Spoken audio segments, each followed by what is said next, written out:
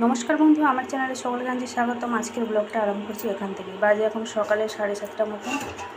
তো 6টা থেকে আজকে পড়া ছিল, কিন্তু ওই বৃষ্টির কারণে 6টা জায়গায় প্রায় 7টা বেজে গেছে। ওকে যেতে যেতে প্রচণ্ড পরিমাণে বৃষ্টি হচ্ছে, সকালবেলায় আরম্ভ হয়ে গেছিলো বৃষ্টি। তো এদিকে আজকে ভাতটা এই যে হিটারে বসিয়ে দিয়েছি।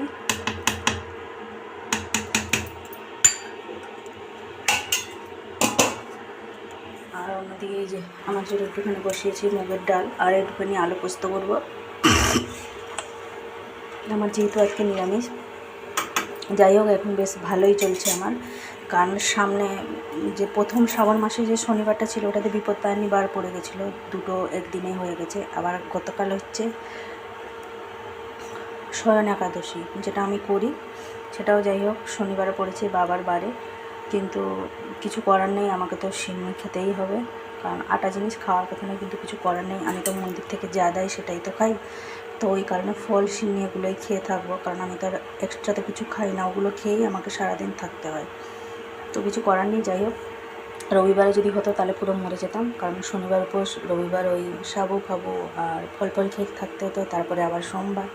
ওই জন্য যাই হোক শনিবারে পড়ে গেছে, ভালোই হয়েছে। মা ওদিকে সবজিগুলো কাটছে। এই যে মা এদিকে সবজিগুলো কেটে নিয়েছে, আলু পোস্তর জন্য আলু কেটে নিয়েছে, আর এদিকে উচ্ছে কেটে নিয়েছে, উচ্ছে আলু কেটে নিয়েছে। আর টমেটো দিয়ে যেভাবে তরকারি রান্না করে ওই একটা মাখা মাখা মতন ওইভাবেই করবে।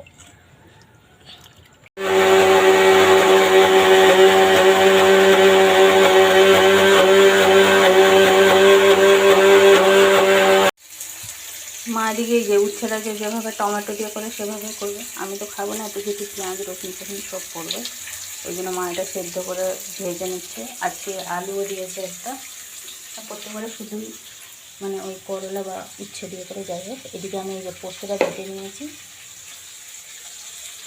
আলুটাও ভাজা হয়ে গেছে পোস্তের জন্য। ওদিকে আমাদের ডালটাও হয়ে গেছে। বেজে গেছে 10:30। এদিকে এই যে ভাত নিয়ে চলে এসেছি, সুন্দর খাওয়াবে বলে। এই যে ওর জন্য আজকে মানে ওর শরীরটা ভালো নেই, সেই কারণে এই যে ডিম ভেজে নিয়ে চলে এসছে, লঙ্কা গুঁড়ো একটু হলুদ গুঁড়ো দিয়ে। আর এই যে নিয়ে নিয়েছি একটুখানি মুগের ডাল, এইটা দিয়ে ওকে খাইয়ে দেবো। এই তো বেজে গেছে 11:05। আর সোনু তো ভাত খেয়ে নিল, ওকে ভাতটা খাইয়ে দিলাম। তারপরে কালকে যে আলু তরকারি করেছিলাম একটুখানি ছিল, ওটা গরম করে মা মুড়ি খেয়ে নিল, আর আমি খেয়ে নিলাম ভাত, মুগ ডাল, আলু পোস্ত। জামা কাপড়গুলো কাচাকুচি করে সব ছাদে দিয়ে এসেছি। এগুলো যেসব কালকের জামা কাপড়, যেগুলো এখনও পর্যন্ত শুকনো হয়নি, রাত্রিবেলা পাখার হাওয়াতে দিয়ে দিলে শুকনো হয়ে যেত। আর আমার একদমই খেয়াল নেই, সেই কারণে সিঁড়ি ঘরেই থেকে গেছিলো, এখন সব নিয়ে এলাম। আজকে জামা কাপড়গুলো সব ছাদে দিয়ে এসেছি। এদিকে এই যে লাইন দিয়ে সব শুকনো হচ্ছে।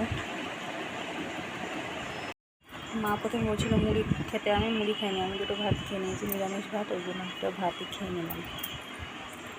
ওইদিকে পানাগুলো সব আজকে করলাম, অল্পটাই বাকি ছিল, এগুলো সব আজকে করে নিয়েছি ওই দিকটা।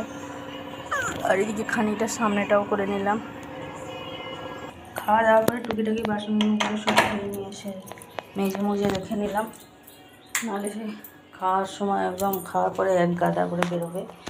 এদিকে এই যে এটা হচ্ছে আলু পোস্ত, আর আছে মুগের ডাল। এই যে মুগের ডাল, আলু পোস্ত।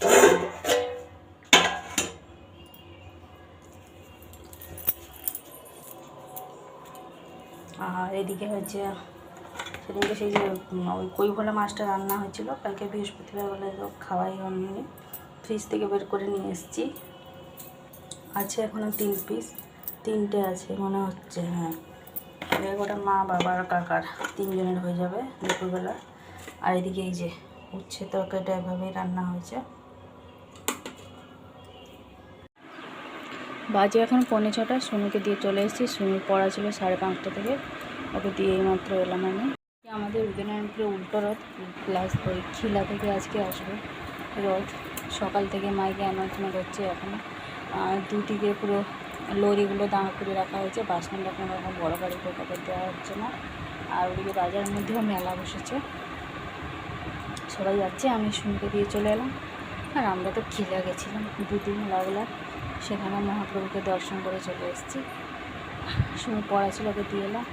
ওকে দিতে যাওয়ার আগে একটা ঘুম দিয়েছিলাম, ঘুম থেকে উঠে জামা কাপড়গুলো সব তুলে নিয়ে এলাম ছাদ থেকে, সব ভাঁজ করে রেখে ঘর দোর ঝাঁট দিয়ে রুটি করে মেয়েকে একটুখানি হরলিক্স গুলিয়ে দিয়েছিলাম, মাকে চা দিলাম। এদিকে সমস্ত কাজকর্ম কমপ্লিট করে তারপরে দিতে গেছিলাম শুনতে। দিয়ে এসে এখন আর কোনো কাজ নেই, এখন একটুখানি বসবো।